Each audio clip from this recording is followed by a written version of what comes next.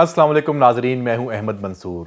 اور پاکستان نے مارکہ حق میں جو بھارت کو فوجی لحاظ سے شکست دی اور کسی بھی میدان میں کہیں کا نہیں چھوڑا، اس میں خاص طور پہ جو پاک فضائیہ نے بھارتی فضائیہ کے ساتھ کیا، اس کے اثرات آج تک موجود ہیں.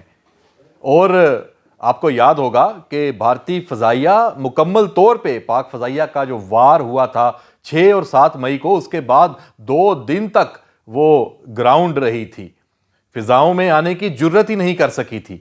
اور اب کیا ہو رہا ہے؟ سعودی عرب کی فضاؤں میں صرف پاک فضائیہ کے شاہین ہیں. جب عالمی جو فضائی مشقیں ہیں ہو رہی ہیں، اور کون کون سے ممالک اس میں شامل ہیں وہ جب آپ نام سامنے آئیں گے، اور اس میں جب بھارتی فضائیہ نہیں ہے تو یہ خبر ہے بہت بڑی. اور ہم کہہ سکتے ہیں کہ بھارتی فضائیہ رن وے پر بھی نہیں ہے، اور تو اور اب ہینگر میں بھی نظر نہیں آ رہی. اس کا جو اس وقت اس کے ساتھ ہوگا، یہ ہم اس ولاگ کے آخر میں اس کا امپیکٹ ڈسکس کریں گے.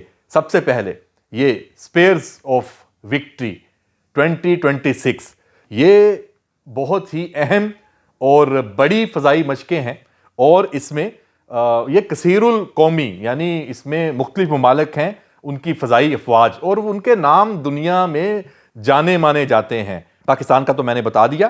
سعودی عرب میزبان ہے، تو یقینی طور پہ یہ اسی کی ہی ایک کاوش ہے. اس میں فرانس کی فضائیہ بھی شامل ہے، اٹلی کی ہے، یونان کی ہے، قطر کی ہے، بحرین کی ہے، اردن ہے، برطانیہ ہے اور امریکہ ہے.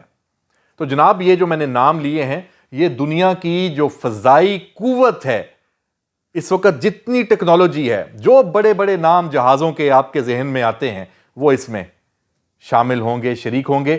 پاک فضائیہ F-16 بلاک 52 جو طیارے ہیں، ان کے ساتھ ہمارا جو دستہ ہے وہ کنگ عبدالعزیز ایئر بیس سعودی عرب کا، وہاں پہ وہ پہنچ چکا ہے. اور یہ مشقیں شروع ہیں، مطلب اس کا پورا پروسیجر جو جیسے ہوتا ہے وہ ایک اپنا طے شدہ ہے. اور کیا ہے اس میں جناب، ISPR نے اس حوالے سے جو انفارمیشن شیئر کی ہے، جو عالمی میڈیا ڈیفنس سے ریلیٹڈ جتنے جرائد ہیں، سوشل میڈیا کے جو اوپر جو ماہرین دستیاب ہیں، ان کے تجزیے بھی ہیں، اور میڈل ایسٹ سے بھی خبریں آ رہی ہیں. اس کا نچوڑ اگر آپ کے سامنے پیش کروں تو یہ جو مشق ہے، یہ فضائی افواج کے مابین ہم آہنگی، عملی اشتراک، پیشہ ورانہ بصیرت اور صلاحیت میں اضافے کے لیے ایک مضبوط پلیٹ فارم یہ فراہم کرتی ہے. اور جو ایک بڑی فضائی قوت کی تعیناتی، جب ظاہر سی بات ہے مختلف ممالک کی جو فضائی افواج ہیں وہ جب باہم مل کے ایک مشق کریں گی، تو پھر ایک عالمی منظرنامہ بھی ابھرے گا فضائی جو جنگی قوت ہے اس کے حوالے سے. اور اس میں رات کے دوران جو کیے گئے آپریشنز ہیں، یہ ملٹی ڈومین آپریشنز جو کہا جاتا ہے، ایئر آپریشنز، ISR ایک ٹیکنالوجی ہے. اور اس میں جو جدید الیکٹرانک وارفیئر کا ماحول ہے وہ بھی اس میں کارگر ہوگا. آپ کو یاد ہوگا مارکہ حق میں جو الیکٹرانک وارفیئر، سائبر وارفیئر، ہر میدان میں پاک فضائیہ نے اپنا لوہا منوایا تھا. اور پوری دنیا یہ مشقیں ایک دوسرے کے جو تجربات ہیں فضائی افواج، وہ اسے سیکھنے کے لیے بھی ہیں اور سکھانے کے لیے بھی ہیں. اور پاک فضائیہ یقینی طور پہ دنیا کی بڑی فضائی افواج ہیں، ہم بھی سیکھیں گے لیکن ہم سکھائیں گے بھی. سب جاننا چاہتے ہیں کہ مارکہ حق میں کیا ہوا تھا، کیا حکمت عملی اپنائی گئی تھی. وہ میدان جنگ میں عملی جو ایک میدان جنگ کا ماحول ہوتا ہے، اس میں ان مشقوں میں یہ جو ہنر ہے، یہ کارکردگی ہے، یہ جو صلاحیت ہے، یہ پاک فضائیہ وہاں پیش کر رہی ہے. اور یہ ملٹی جو نیشنل فورم ہے، اس میں پاک فضائیہ کی جو شرکت ہے اس کی ایک عالمی جو اہمیت ہے وہ پہلے سے اس لیے بھی زیادہ ہے. جیسے میں نے شروع میں بات کی، بھارت کی جو فوج ہے وہ وہاں پہ نہیں ہے. ہاں رافیل وہاں پہ ضرور ہیں، فرانس چونکہ وہاں پہ ہے تو رافیل کا آمنا سامنا بھی ہوگا. اور اس کے ساتھ جو پاک فضائیہ کے جہاز ہیں، ہمارے جو پائلٹ ہیں، وہاں پہ وہاں رافیل بھی ہوں گے. F-15 جو جدید ترین جو امریکی فضائیہ کے پاس جہاز ہے وہ بھی اس میں شامل ہے. اس کے ساتھ ساتھ جو سعودی جو فضائیہ کے ساتھ دنیا کے بڑے جو مشہور جو جہاز ہیں وہ اس میں موجود ہیں، وہ بھی اس میں حصہ لے رہے ہیں. اور اٹلی کی فضائیہ کی بھی اہمیت ہے. قطر کے پاس F-16 بھی ہیں اور F-18 بھی غالباً ہیں ان کے پاس, رافیل بھی ہیں قطر کے پاس.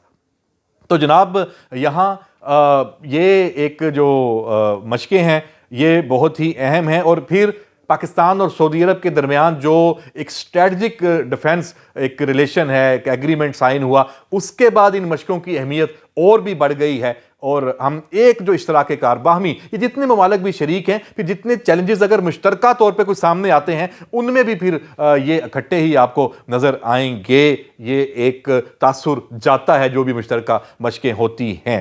تو جناب یہ ایک بین الاقوامی عسکری تعاون کے حوالے سے بھی بہت اہم ہے. اور جیسے میں نے کہا کہ اس میں بھارت مشقوں میں تو شامل نہیں ہے, لیکن اس کے ساتھ ساتھ سائیڈ لائن پہ کسی آبزرور کے طور پہ بھی ابھی تک کوئی نام بھارت کا, انڈین ایئر فورس کا سامنے نہیں آیا. اس لحاظ سے, اس اعتبار سے پاکستان نے, اگر ہم یہ کہہ دیں, ہم یہ کہہ سکتے ہیں کہ مارکہ حق کے بعد ان مشقوں کے محاذ پر بھی پاکستان نے بھارت کو, پاک فضائیہ نے بھارتی فضائیہ کو چاروں شانے چت کر دیا ہے. اجازت دیجیے, اللہ حافظ.